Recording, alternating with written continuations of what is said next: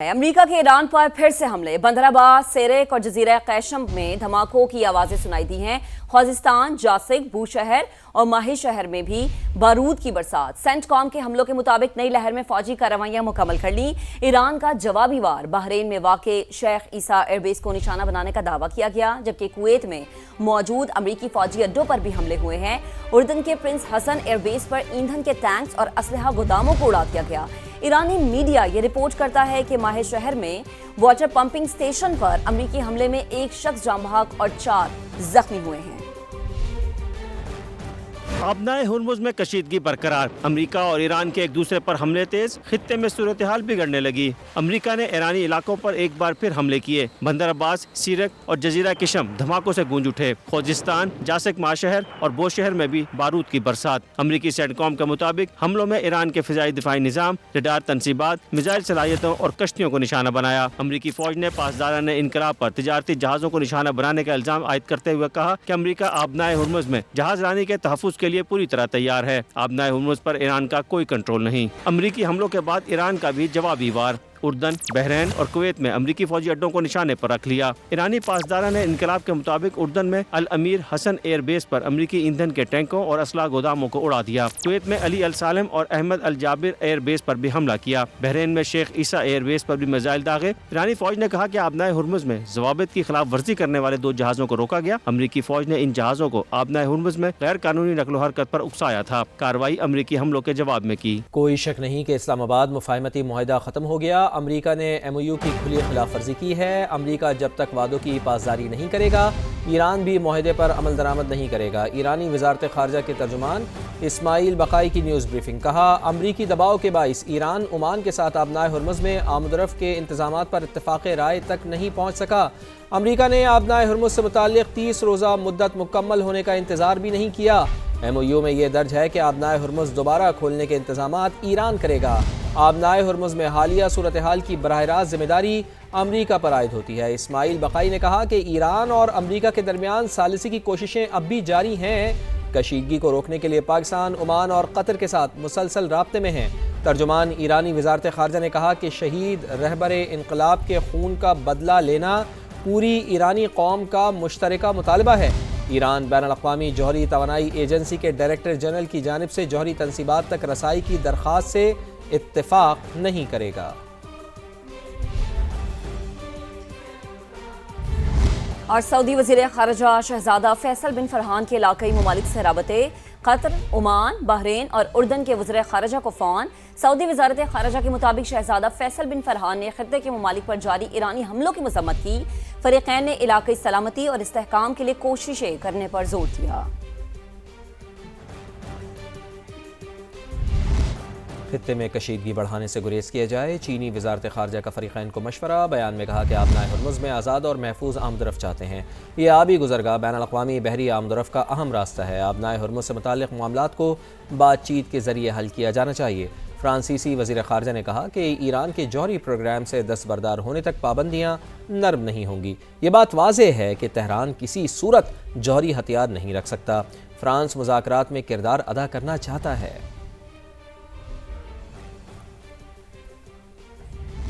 صرف پاکستان ہی ایران امریکہ تنازع حل کرنے کی صلاحیت رکھتا ہے، آذربائیجان کے صدر الہام الیوف کا اعلان۔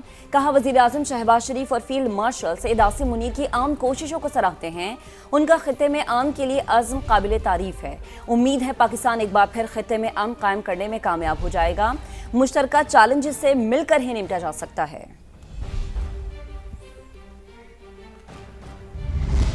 وزیر اعظم میاں محمد شہباز شریف ایک روزہ دورے پر قطر پہنچ گئے ہیں۔ سابق وزیر اعظم میاں محمد نواز شریف بھی ان کے ہمراہ ہیں۔ دوحہ ایئرپورٹ پہنچنے پر قطر کے نائب وزیر اعظم اور وزیر مملکت برائے دفاع شیخ سعود بن عبد الرحمن نے پاکستانی وفد کا استقبال کیا۔ وزیر اعظم میاں محمد شہباز شریف اور وفد کے دیگر ارکان قصر لوسل میں امریکی امیر قطر شیخ تمیم بن حمد الثانی سے ملاقات کریں گے اور قطر کے سابق امیر مرحوم شیخ حمد بن خلیفہ الثانی کے انتقال پر تعزیت کریں گے۔ پاکستانی وفد میں نائب وزیر اعظم اور وزیر خارجہ اسحاق ڈار اور وفاقی وزیر اطلاعات عطاء اللہ تارڑ بھی شامل ہیں۔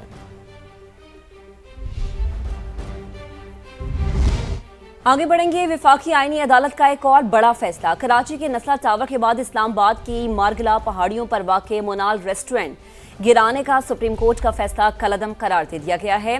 आईनी अदालत ने CDA और मेट्रोपॉलिटन कॉर्पोरेशन की अपीलें मंजूर कर लीं और ट्रायल कोर्ट्स को मिल्कियत का फैसला अदालती ऑब्जर्वेशन से मुतासिर हुए बगैर करने की हिदायत जारी कर दी गई।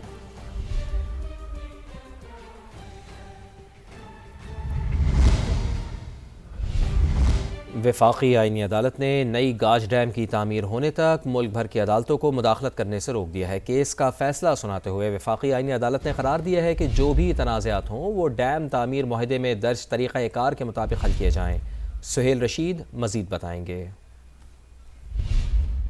जी, वफाकी आईनी अदालत ने नई गाज डैम तामीर केस का फैसला सुना दिया है और इस डैम की तामीर मुकम्मल होने तक पाकिस्तान बार की किसी भी अदालत को इसमें मुदाखलत से रोकने के अहकाम जारी कर दिए गए हैं। वफाकी आईनी अदालत की जानिब से 17 असबात पर मुश्तमिल एक तहरीरी फैसला भी जारी किया गया है, जिसे चीफ जस्टिस वफाकी आईनी अदालत जस्टिस समीउद्दीन खान ने तहरीर किया है और उसमें यह करार दिया गया है कि यह हिदायत हम इसलिए जारी कर रहे हैं ताकि जो एक अवामी ज़रूरत का मनसूबा है उसकी तामीर जल्द मुकम्मल हो। साथ ही ये भी कहा गया है कि अगर आने वाले दिनों में किसी किस्म की भी बेज़ाब्तगी सामने आती है या कॉन्ट्रैक्टर की जानिब से तामीर में ताख़ीर की जाती है या कॉन्ट्रैक्ट मनसूख किया जाता है तो वापटा का महकमा जो है वो इसमें पूरी तरह मुख्तार होगा कि वो 15 दिन के अंदर दोबारा से टेंडर जारी करके नया टेंडर जारी करे। अदालत में किसी भी तौर पर यह केस आइंदा नहीं जाएगा। साथ ही जो हाई कोर्ट की जानिब से मुख्तलिफ तरह की हिदायत मुख्तलिफ औकात में दी जाती रही हैं, इस केस में उन तमाम पर आईनी अदालत ने कहा है कि हाई कोर्ट ने अपने इख्तियारात से तजावुज़ किया और ऐसा करने से जो निज़ाम इंसाफ है उसकी ख़राबी जो है वो सामने आती है। तो आइंदा हाई कोर्ट अपने ऐसे इख्तियारात से ना तो तजावुज़ करेगी ना ही हाई कोर्ट में ये केस दोबारा जा सकेगा। ये केस अब निपटा दिया गया है। जी, फील्ड मार्शल सैयद आसिम मुनीर 2 रोज़ा सरकारी दौरे पर तुर्की पहुँच गए हैं। फील्ड मार्शल आसिम मुनीर का तुर्की पहुंचने पर गर्म जोशी से इस्तकबाल किया गया। सिक्योरिटी ज़राए का ऐसा बताना है। फील्ड मार्शल तुर्क अस्करी और सियासी क़यादत से अहम मुलाकातें करेंगे, सिक्योरिटी ज़राए का ये भी बताना है। तो फील्ड मार्शल आसिम मुनीर 2 रोज़ा सरकारी दौरे पर पहुंचे हैं तुर्की। फील्ड मार्शल आसिम मुनीर का तुर्की पहुंचने पर गर्म जोशी से इस्तकबाल किया गया। फील्ड मार्शल तुर्क अस्करी और सियासी क़यादत से अहम मुलाकातें करेंगे, सिक्योरिटी ज़राए का ऐसा बताना है। फील्ड मार्शल सैयद आसिम मुनीर का इंतहाई अहम दौरा और ये बताया जा रहा है कि 2 रोज़ा सरकारी दौरा है। इसी पर बात करेंगे, अपनी नुमाइंदा सुमेरा खान ने हमें ज्वाइन किया है। सुमेरा बताएगा दौरे की क्या डिटेल्स हैं, कौन कौन सी अहम मुलाकातें शेड्यूल हैं? जी बिल्कुल, तमाम तर अस्करी और सियासी क़यादत से तुर्की की मुलाकात करेंगे फील्ड मार्शल सैयद आसिम मुनीर, जो कि chief of army staff, chief of defence forces हैं। 2 रोज़ा दौरे पर, सरकारी दौरे पर तुर्किया पहुंच गए हैं और बताया ये जा रहा है कि फील्ड मार्शल सैयद आसिम मुनीर के तुर्किया पहुंचने पर गर्म जोशी से इस्तकबाल किया गया है।